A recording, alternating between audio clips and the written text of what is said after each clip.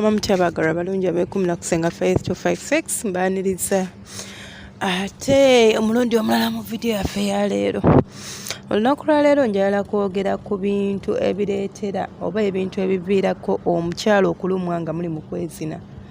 Nina abakyala babadde bajja mu inbox yange nga muŋŋaase nga lwaki mpulira obulumi bwe neegatta n'omwami wange. Oluusi obulumi buno bujja nga muli mu kikolwa oba oluusi bujja nga tumaze okwezina. So njagala mbeere nga mbayisaamu oba mbatwala mu bintu binene. Ngenda binnyonnyola mu ngeri bbiri. Ngenda sooka n'oyo omuntu awulira obulumi nga muli mu kikolwa. Ekisookera ddala kye nninza okwogerako ekirinza okuba nga kireeta obulumi ye infection.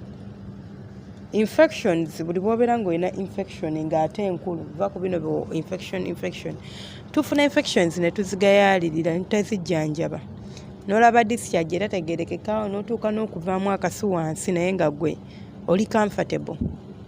Ebivaamu oluusi biviiramu abamu n'okulwala kansa w'omumwa gwa nnabaana n'osanga nga tokyasobola dde okuzaala ate ng'oli muwala muto. Ate nga infections zireetebwa ebintu bingi, obukyafu, okufuka mu bifo by'olukale bingi. So w'oba ng'olina obulumi nga mwegasse nga buli severe, waliwo obulumi buno obwengendera okumenya mu gundi yange ey'okubiri, naye bw'oba ng'omanyi nti ofuna obulumi nga buli severe mbadde ngamba ogende olabe omusawo asobole okuba ng'akubuulira. Ekyo namba emu. Namba bbiri, obulumi busobola okuleetebwa stress. Osobola okuba nga toli mu muudu za kwezina, tolina stress zo, ate omwagalwa oba omwami waayagala ye awulira ayagala. So n'omuleka n'ogamba anyway kamuleka akole kyayagala. Ebiseera ebisinga okwezina tokunyumirwa. Weesanga nga tonyumiddwa, weesanga nga bikutamye, weesanga ng'ofunye pain. Oluusi erinza n'okuba teri visible nti oba nti eri real nti weeri naye ng'eri mu mutwe gwo since tobiyagala ebigenda mu maaso. Ekirala kye nninza okugamba, obulumi, omuntu afuna obulumi nga bali mu kwezina beebo abayina kye tuyita nti wali okabasaganyiziddwako oba nkijjeyo bulungi, baali bakukabasanyizaako mu bintu by'obukaba. Olinza okuba wali muto ne bakwata oba ng'oli mukulu ne bakwata, kubanga tebakwata bato bokka. Omuntu omukulu basobola okukwata n'ofuna trauma ng'owulira omusajja ne bwakukwatako obukwazi azza obulumi buli bwe wayitamu. So nti obulumi buno tebuliiwo naye obwongo bwo buli traumatized n'ekyakutuukako kikuleetera okuba nga ofuna obulumi. So bw'oba kyobola nze ndikomendinga nnyo omuntu akabasanyiziddwa nti baali bakutteko. Omuntu alinza okirabanga kino ekintu ekitini nnyo nti oli muntu mukulu oba bakwata biki bannange. Omuntu omurepinga, omukyala n'abasajja babarepinga n'abasajja babakwata, naye abakazi be basinga okuyisibwa obubi nnyo mu nsonga eno. Kuba omusajja at least osobola okwerwanako, basobola obikozesa nga toyagadde. Omukazi n'akugamba bw'otakola bw'oti ngenda gamba obadde onkwata biki naye nga teyakwesuddeko n'okikola okutuusa omukolo naye nga tekiri forcefully nga bwe bakikola ku mukazi. Ti omukazi bakukwata ne bakuyingira ku mpaka. Forceful okuyingira mu mpaka, sagala kwesa luzungu, okuyingira ku mpaka ekyo kiyina obulumi kwe buleeta gye tuli. Kiyina engeri ekitraumatizing obwongo bwo nti buli poddamu okufuna omuntu ne mwegatta newankubadde nga takutte oba nga akutte gently like mugenze mu kikolwa ng'oyagala naye weesanga ng'ofunye obulumi.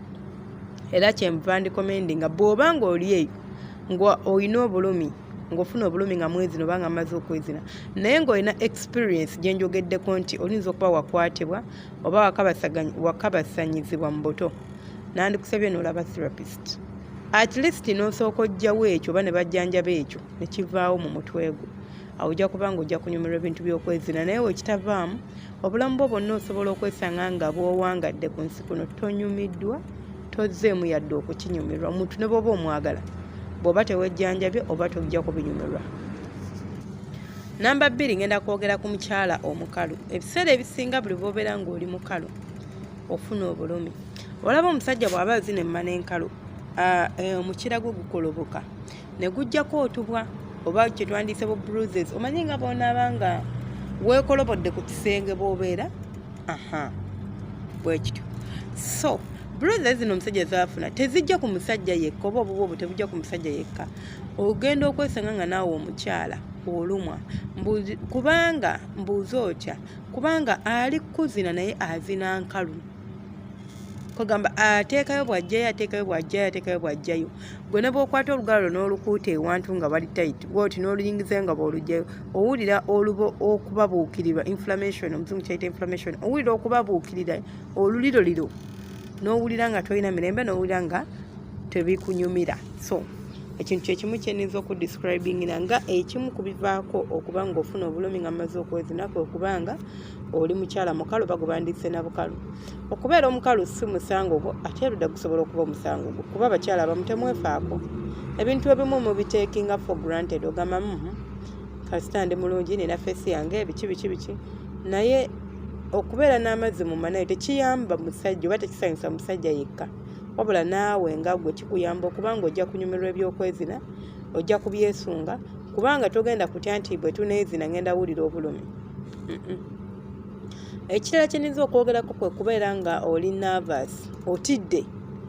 Kino kitera nnyo okukyuka ku bantu nga omuntu gwe mulundi gwe gwagenda okuba nga yeegasse naye, nti kimuleetera okutya, okupanikinga, nekimuleetera okuba nga era kitrigalinga okuba nga tosobola kufuna mazzi mu mana bulungi, nekireetera okuba nga osobola okufuna obulumi nga mwezina. N'ekirala ye muntu ayagala ebyokwezina ebiri rough.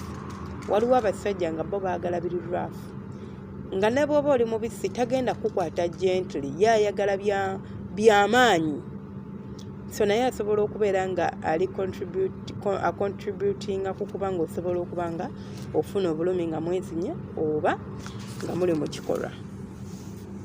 So basajja baffe oba abaami baffe, bw'oba olina omuntu nga muli mu kikolwa, nze ngamba nnyo abantu nti by the way nsigana muntu ku tryinga kintu kyoyagala kyowulira, kuba tulina fantasies ez'enjawulo mu mutwe, naye it's best n'otula ne patanawo ne mukikkaanyaako ate n'ekirala n'omanya nti yadde nkyagala kireeta impact ki ku bulamu obwo, kimulumya oba tekimulumya. Kuba omuntu gw'oyagala sisuubira nti wandinyumiddwa okugamba nti mpulira n'okutambula sikyasobola ttambula.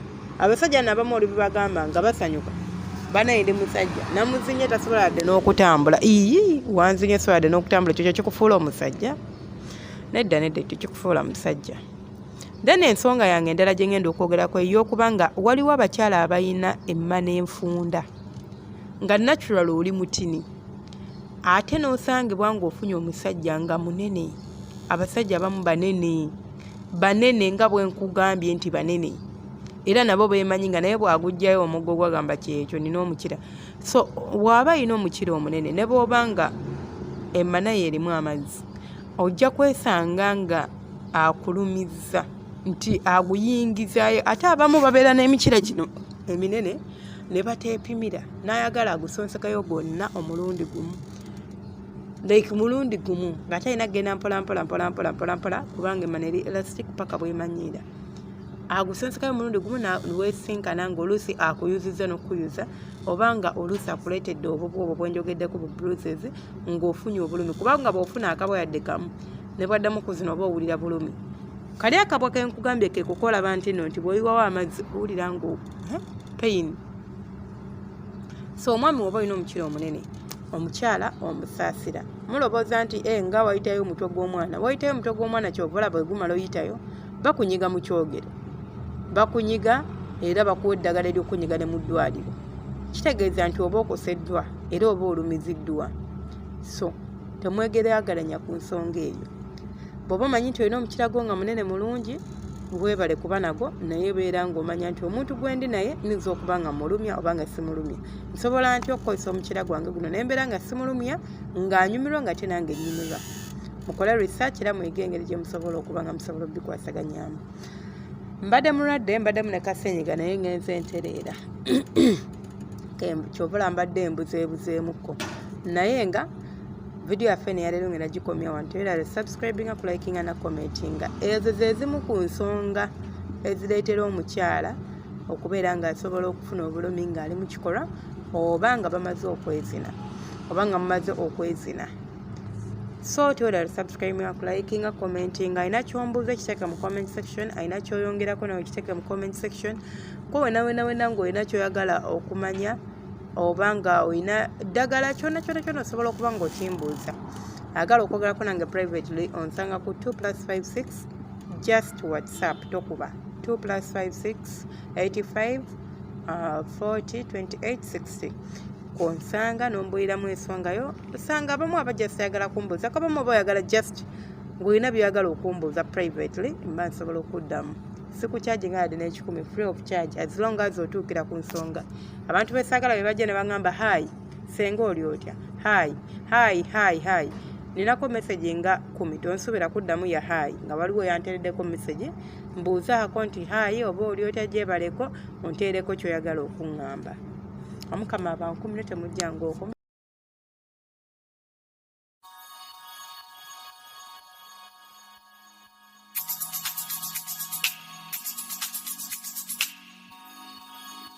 Yeah.